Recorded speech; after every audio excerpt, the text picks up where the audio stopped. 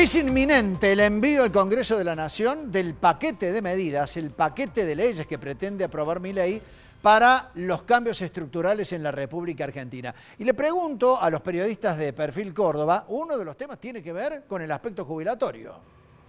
Sí. Muchos nos preguntamos qué va a pasar con la edad, por ejemplo. ¿Hasta qué edad hay que trabajar ahora, ¿no? ¿Hasta qué edad hay que trabajar y desde cuándo se va a tomar eso? Porque ya sabemos que ninguna ley es retroactiva. Si los que están próximos, por ejemplo, a jubilarse, puede haber una jubilación anticipada. ¿Desde cuándo se va a producir este cambio que parece inevitable? Bueno, ¿Y qué va a pasar también con el esquema de movilidad jubilatoria, sí, que también se puede llegar a modificar? No es solo un tema de edad. además, el doctor Aníbal Paz, fuera de micrófono, me decía que no termine siendo esto una reforma jubilatoria como la que planteó Macron en Francia, donde, entre otras cosas, se incrementó el número de años de aportes. Bueno, es toda una caja de sorpresas. Está con nosotros el doctor Aníbal Paz, abogado previsional. Doctor, bienvenido, buenas noches. ¿Cómo está? ¿Qué tal, Julio? Buenas noches. Bueno, ¿qué expectativa hay? ¿Conocen algo ustedes? ¿Hay alguna consulta? Y me imagino que los estudios jurídicos están como muy expectantes de todo esto, ¿no? Sí, por supuesto, consultas hay, cada 3 minutos tenemos una consulta, pero no se sabe mucho todavía de este proyecto. Tenemos la información que tienen todos, que son las declaraciones del ministro Caputo en un programa televisivo de cable hace unos días atrás, y no mucho más de eso. Hay mucha desinformación al respecto y también muchos rumores, pero de momento, en concreto, no hay nada y estamos todos a la expectativa. Doctor, ¿qué puede pasar si avanza la idea del oficialismo de que se cambie, se adopte otro esquema para la fórmula de movilidad jubilatoria? Digo, ¿eso se puede judicializar? ¿Qué puede llegar a pasar en ese punto concreto? Bueno, lo que podría pasar, uno puede especular. Si vemos lo que ha pasado históricamente, que han hecho todas las cosas mal, claramente si este gobierno hace las cosas mal, se va a judicializar. ¿Se podrían hacer las cosas bien? Sí, pero hay que ver qué sucede al respecto. Como todavía no tenemos detalles, la especulación que nosotros estamos viendo es que claramente se va a judicializar porque vamos a repetir los errores del pasado, vamos a recaer en viejos esquemas como volver a la movilidad por DNU o volver a cambiar la fórmula para ajustar a los jubilados, porque básicamente por ese motivo se han cambiado la fórmula a lo largo de los distintos gobiernos. Sería muy contradictorio porque plantear el cambio en un gobierno y volver a lo que ya se conocía de antes, de los últimos gobernantes, de Alberto Fernández, de Macri, de Cristina Fernández, digo, sería incursionar en el camino ya conocido. Yo creo que este tema de las jubilaciones va a poner en contradicción a toda la clase política de todos los lados del mostrador, porque los que defendían una cuestión en algún momento y la votaron a favor o en contra, hoy van a volver a cruzarse de vereda y van a tener que defender todo lo contrario de lo que sostenían antes. Ejemplo, los DNU, que durante la pandemia dieron la movilidad jubilatoria, nosotros ya lo tuvimos en nuestro país, años 2004, 2009 y luego 2020. Entonces ahora volveríamos supuestamente a los DNU. Entonces aquellos que estaban en contra en aquel momento decían, por favor, son discrecionales estos aumentos, son arbitrarios. Entonces ahora, ¿qué vamos a hacer con esto al respecto? Y al revés, nosotros los necesitamos ahora, los DNU, porque tenemos que manejar las variables. Y bueno, entonces vamos a quedar todos en contradicción. Vamos a ver dónde termina esto. ¿Es tan mala la actual fórmula de movilidad? Porque el argumento del gobierno justamente es que, según los indicadores económicos actuales, terminarían perdiendo jubilados. Sin ninguna duda, la movilidad actual es la peor de las que hemos tenido hasta ahora, sin ninguna duda. Pierde contra toda variable económica que uno quiera analizar, incluso contra otras variables de contenido social, como puede ser alquileres, salario mínimo vital y móvil, canasta básica. La movilidad actual es realmente la peor de todas las que hemos tenido. Por eso es que se la quiere cambiar, pero al pasarse a aumentos discrecionales, ahí es donde está el peligro. Si el aumento va a correr por debajo de la inflación, posiblemente sea superior a la fórmula, pero aún así por debajo de la inflación. Por lo tanto, ese manejo discrecional es en sí mismo un peligro si no se le pone coto inmediatamente con una ley, con una fórmula objetiva. El argumento justamente de Caputo es que con la nueva fórmula de la cual todavía, o vamos a decir el nuevo esquema del cual todavía no hay detalle, los jubilados van a tener un mejor poder adquisitivo. ¿Hay alguna instancia donde se puede llegar, digo, qué elemento habría que sumar para que pasemos a una jubilación por lo menos que que empate o le gane la inflación. A ver, es que en el corto plazo es muy fácil otorgar por decreto una movilidad superior a la de la fórmula, Sí. porque la fórmula está en el piso verdaderamente. El tema es que si se da una movilidad muy superior, también se afectan las cuentas fiscales. Lo que se supone que va a hacer el gobierno es dar por encima de la fórmula, que es muy mala, para mostrar, miren, estamos mejor que con la fórmula. Por eso queremos estos decretos, pero al mismo tiempo vamos a ir por debajo de la inflación, por lo tanto las cuentas fiscales no van a aumentar, entonces en definitiva terminamos licuando. O sea, va a ser un punto intermedio. Eso es lo que debería ser de acuerdo a lo que venimos escuchando en estos días.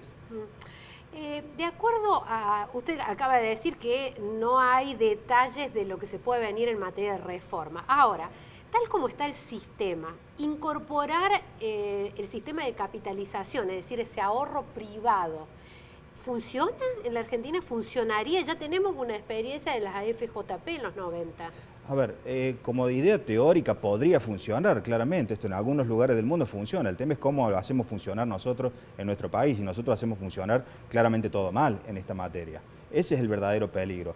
Máxime cuando nosotros como Estado, como sociedad, no tomamos una decisión de largo plazo, sino que tomamos una decisión de corto plazo de acuerdo al gobierno de turno. Si uno toma una decisión a 30 años, no es lo mismo que cambiarla cada 4 años en una materia como esta, donde nosotros hablamos de cuestiones intergeneracionales. Entonces, ¿podría funcionar bien? Sí, lo que pasa es que nosotros tenemos una experiencia histórica de que funcionó todo muy mal.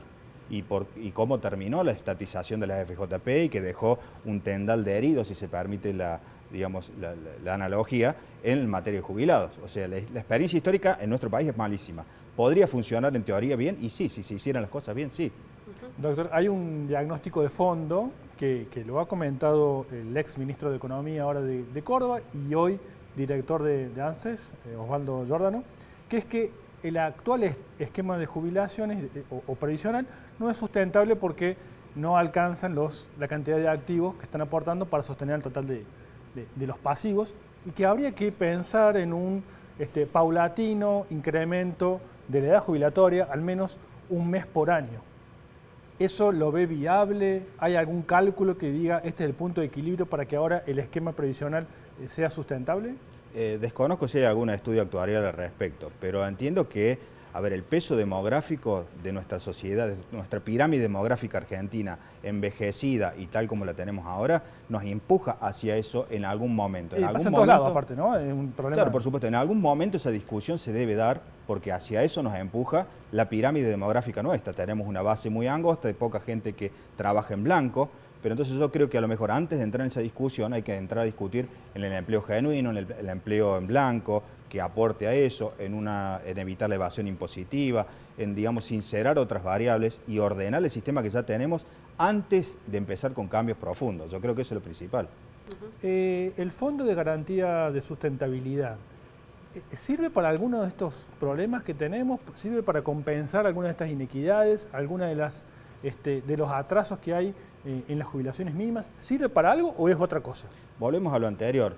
Debería servir para todas esas cuestiones. Lo que pasa es que se ha utilizado a los fines políticos. Recuerden que hace un tiempo se especificó, después ahora se discuten en qué se utilizó estos fondos, para qué sí, para qué no. Entonces, en la medida que nosotros no tomemos una decisión clara a largo plazo intergeneracional, y mejor dicho, que supere los distintos gobiernos a futuro, que sepamos qué vamos a hacer y qué se puede hacer o no con ese fondo, en esa medida va a funcionar bien. Si lo utilizamos cada uno de acuerdo a su signo político para hacer lo que le parezca, y después empiezan los problemas. Hasta ahora no funcionó para esto. Y hasta ahora no ha corregido ninguna inequidad, digamos, no ha corregido ninguna distorsión. El fondo está ahí y se usa para financiar lo que el gobierno de turno considere que tiene que financiar. El problema es que se trata de una discusión muy de fondo que arrastra mucho tiempo y con el Congreso más fragmentado de los últimos 20 años. Correcto. Si usted me permite también otro tema, cada vez que la justicia le ha dicho al Congreso o lo ha exhortado a que haga algo en materia de jubilaciones, el Congreso no lo ha hecho tampoco, por estas fragmentaciones. Entonces tenemos también la otra parte de la litigiosidad. La Corte Suprema, en el caso Badaro, le ordena al Congreso que dicte una pauta de movilidad, no lo hace, por eso la Corte dicta una pauta propia, que genera más litigiosidad. Y eso lo hemos visto 2 o 3 veces repetido en otros fallos, como el fallo Blanco, perdón.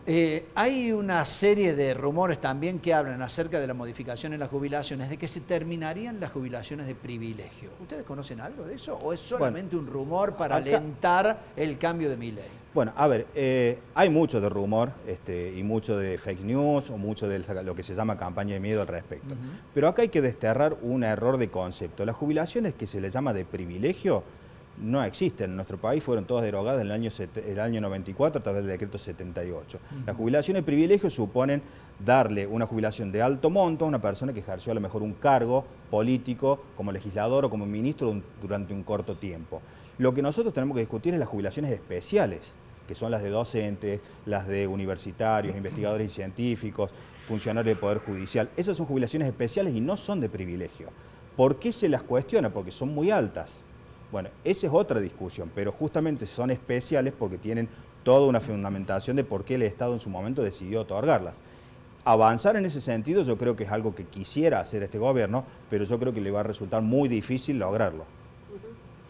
Bueno, queda entonces la principal incógnita, doctor Aníbal Paz. Le agradecemos por responder a todo esto. Seguramente va a ser motivo de consulta cuando conozcamos el paquete de medidas y sobre todo las que están referidas al capítulo de las jubilaciones. Muchísimas gracias. No, gracias a usted por la invitación. Muy bien, despedimos al doctor Aníbal Paz, es abogado especialista en el tema previsional. Nosotros nos vamos a la pausa. En instantes nada más vamos a estar hablando de seguridad con una invitada que va a hablar desde la oposición. Pero antes, quiero recordarte que tenés una invitación para sumarse a una nueva tendencia en el mercado. Estamos hablando de Pacar, el sistema de paquetería de Correo Argentino que se integra a tu e-commerce y proyecta tus ventas en todo el país. ¿Qué esperás para mandarte vos también? Pausa y seguimos.